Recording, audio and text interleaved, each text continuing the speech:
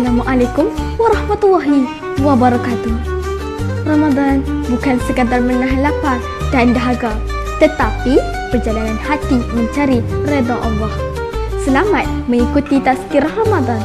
Semoga bermanfaat untuk kita bersama.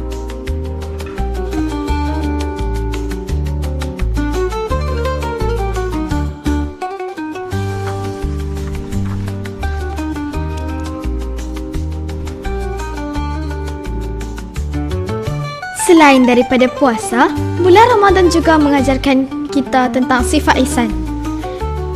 Memberikan bantuan kepada yang memerlukan, menyumbang kepada amal jariah dan memberikan kebaikan kepada sesama insan adalah amat-amat ditekankan. Sifat ihsan ini juga akan membuka pintu rahmat Allah dan meningkatkan rasa syukur kepada Yang Maha Esa. Rasulullah SAW bersabda, sesiapa yang memberikan makanan berbuka puasa kepada orang yang berpuasa, dia akan mendapatkan pahala yang sama tanpa mengurangkan pahala orang yang berpuasa itu sedikit pun. Riwayat At-Tirmizi.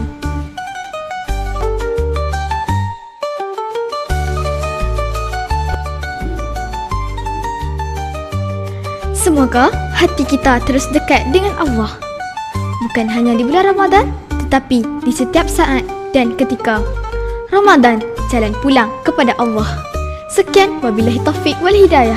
Wassalamualaikum warahmatullahi wabarakatuh.